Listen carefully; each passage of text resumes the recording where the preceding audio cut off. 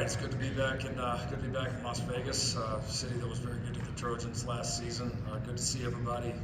I first wanted to say, last year at this event in Indianapolis, I spoke on myself and many others spoke on Mike Leach's candidacy for the Hall of Fame, and at that point, I know a lot of us expressed that we felt like that there are some people that their impact on college football goes beyond maybe any prerequisites for an honor like the Hall of Fame. And I know a lot of you covered that. I know a lot of you, wrote stories and reported on that. And obviously that was very, very successful. And so for that, I first want to say thank you.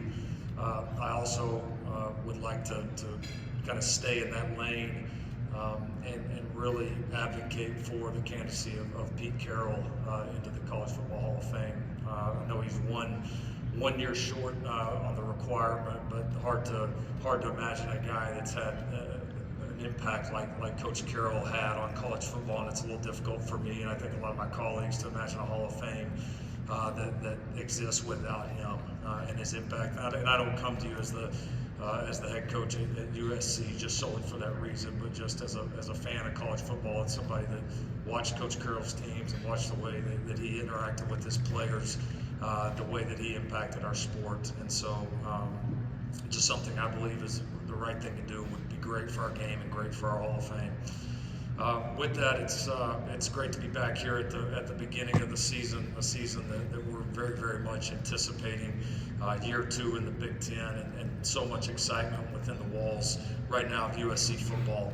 I give a lot of credit to our administration, to Jim Cohen, our athletic director, and all of the support around our football program, because it's very apparent that USC is extremely serious about making this football program and returning it back to being one of the greats in college football. And you can see that investment level really all the way across our program. And it's the excitement that comes with that, the anticipation, the opportunity is real, and I think we all feel it. And there's so many signs of that right now. A lot's been made of our recruiting class here coming up in the 26th class, which we're extremely proud of and excited about. This staff that we've been able to put together, adding some key figures on the field like Coach Rob Ryan, certainly the off-the-field changes that we've made with Chad Bowden and the recruiting staff, our personnel staff has made a great impact on our program already. We're a handful of months from moving into what I know will be one of the preeminent football facilities in college football, which is going to be a major thing for our program. And then I think with our current team, seeing how our roster has evolved on all sides, especially defensively after the huge improvements that we made a year ago, the depth, the championship caliber depth that started to be established across the board is something that we have all worked hard for. It's been a long journey to work towards that point, but it's pretty exciting to watch unfold right now. So very excited for year 2 and a great conference and all the great matchups and all that's getting ready to unfold, and certainly looking forward to taking this USC football team into the Big Ten year 2 to compete. With that, we'll open it up for questions. Start at the first row to your right.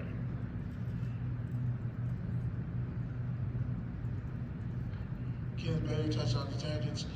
Lincoln, you've always had tremendous success with the transfer portal and bringing in players, but how do you feel like your core high school recruits have developed and are ready to take that next step to bring USC back to prominence? Yeah, good question. I mean, I think for us, it's probably the answer is more. It's gone in phases. For us, year 1, when we walked in the door, we felt like we needed to use the transfer portal in a big way to kind of quote unquote shock the system, to get the roster where it was competitive and try to create some belief and excitement and momentum early. We landed on a bunch of the right guys in the transfer portal year 1. The team really came together, caught fire, honestly probably played a little bit over our head. But I think the belief and momentum was established. We went heavy again in the portal in year 2, I think trying to capitalize on that, which was probably the toughest decision, the one we went back and forth on the most, and one that if I probably had if you ask me, maybe my biggest regret up to this point, that's probably it. Because I think we all knew deep down long term that when you're at USC,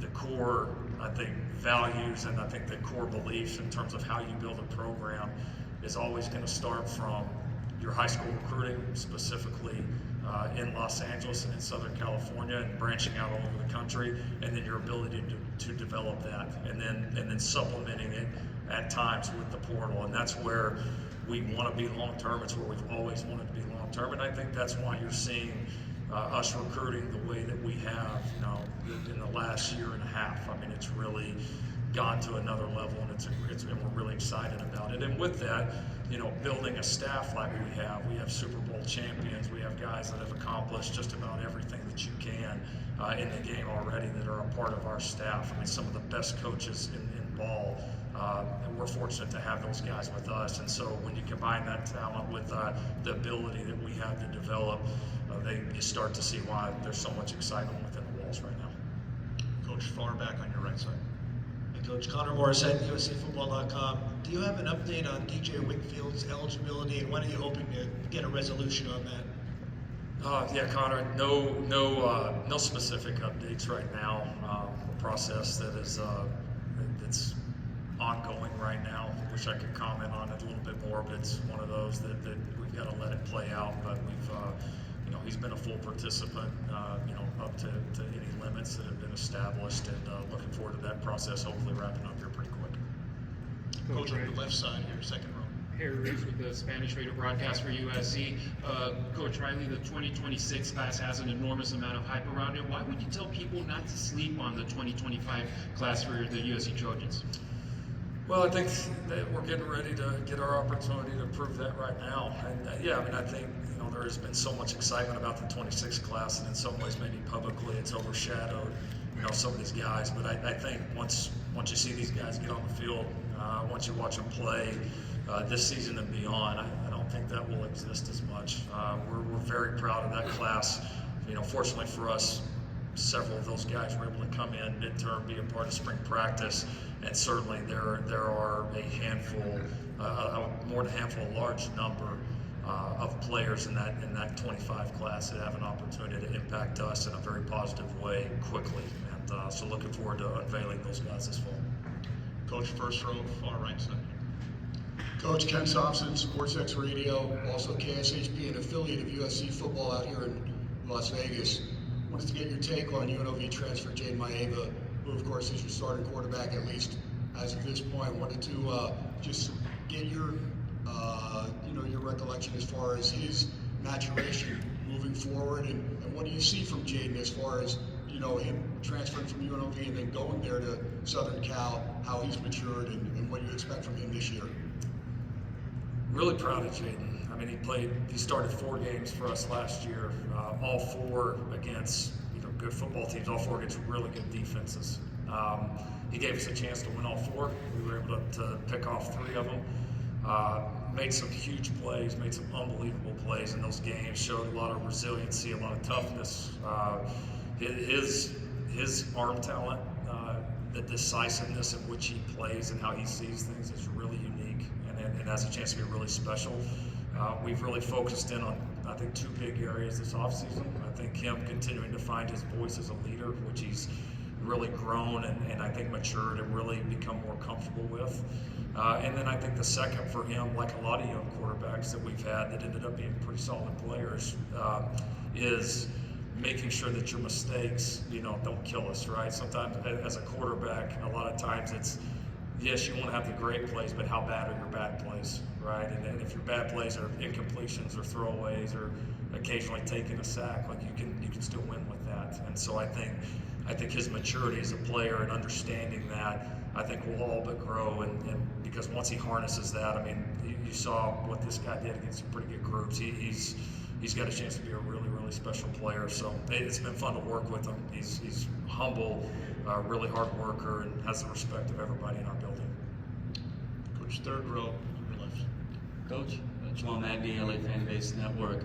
I know depth and endurance was a bit of a challenge at times last year. How are you feeling about the depth of the defensive line in particular, and who are some players that are standing out to you? The depth, certainly it's going to matter when you play a schedule like we play. It's paramount, right? That it's great, because if not, it's going to show up and get you at some point. And so I think the depth, the talent level, and the size of the defensive line, I mean, there's honestly really no comparison to this time 12 months ago. I mean, to be honest, there's young talent, there's experience, there's guys now that have been in our system with Coach Lynn and Coach Nua and Coach Henderson. We have more guys that can play multiple positions. We have more competition. I think we have better natural pass rushers, and we certainly have more size. I think that is going to create some problems for people in the run game. So that was a big part of it. I mean, if you look at the defense, and statistically, we were one of the most improved defenses in the country last year. And how do you take that step from being one of the most improved to flat out being one of the best? And that was the number one target for us, is all right, we got to really go make a big improvement here. And I think we've done our part on the roster, and now we've got to develop them and go put it on the field this fall. Coach, first row on your right here. Hey Coach, Nick Hamilton, Nightcast Media. Wanted to ask you about Kamari and just some of the steps you've seen him take to get to that next level for this 2025 season, and also him being one of the anchors of your secondary. He's another guy that we've really challenged to step up vocally, just as a leader, and have a presence beyond just the plays that he makes on the field, because he has that capability. And it's been fun to see him become more vocal, not just with our DBs, but with our defense and our team as a whole. And that's something I don't know that he really wanted to do last year, but I think he sees that it's vital for our defense, our team, our program right now. Kamar's a guy that's going to have an opportunity to play football for a long time, and it'll be important for his career as it goes on to develop that, so he can bring as much value to whatever team or organization that he's a part of. And then I think as a player, he made a lot of great plays last year, but I think there's still another level he can go to in terms of his consistency, our ability to move him around in different spots, which Coach Lynn and our staff are very talented at. So we're obviously thrilled that he's back, and it's a little bit of a new position for him, being such a leader and being counted upon in that way. But so far, he's certainly risen up to the challenge. Second row on your left. Hey, Coach. Hey, Coach. Mark Holkin, WeAreFC.com, Locked On USC podcast. Talk about the importance, the significance of the USC Notre Dame rivalry, and does it matter when that game is played during the schedule? Does it matter when it's played? I don't think so. I mean, I think that's something that we'll always look at. I think depending on what happens here from a playoff perspective, and do we expand? What model do we go to? That's certainly going to have an impact, not only in the rivalry, but what time of year potentially that you would play it. I've been asked a bunch about it. Listen, I told somebody the other day, when Bob Stoops first called me and offered me the OC job at Oklahoma, and I'd been sitting on pins and needles for like 4 days, and I was convinced I wouldn't get it. I was at gate 12 of Love Field, and he called me and told me that he'd offered me the job. I took it immediately. Like, my very first thought, like literally before calling my dad, calling my wife, anybody, was, I get to coach in OU, Texas. First thing, right? When I decided the night at my house, right, to take the USC job, my first thought was, I get to coach in USC Notre Dame. It's the first thought, because before coach, player, any of that, as a fan. And so the rivalry, all these rivalries mean a great deal to me. They mean a great deal to anybody that cares about college football. Yes, I mean, that's, do I want to play the game? Hell yeah, I want to play the game. Absolutely. It's one of the reasons I came here, all right? But also, my allegiance and my loyalty is not to Notre Dame, and it's not to anybody else. I'm the head football coach at USC, and I'm going to back USC, and I'm going to do everything possible that I can in my power to make USC as good as it can, and not going to let anything stand in between that. So I'm very hopeful we can get to a point where it makes sense. It's one of those situations right now where the two schools are in radically different situations. I think we can all agree with that, with their one having a conference affiliation and one not. And I think it's another. I think there's a million reasons why that we should very seriously as a college football community that we should adopt the automatic qualifying in terms of the college football playoff, and this might be the most important one, right? Is that we give every reason for college football to preserve non-conference games that mean a lot to the history of the game and to the fan bases and the former players and everybody that's been associated with it. So I'm very hopeful that we can get there, and I'm very hopeful that we play this game forever. Coach Riley, thank you so much for your time.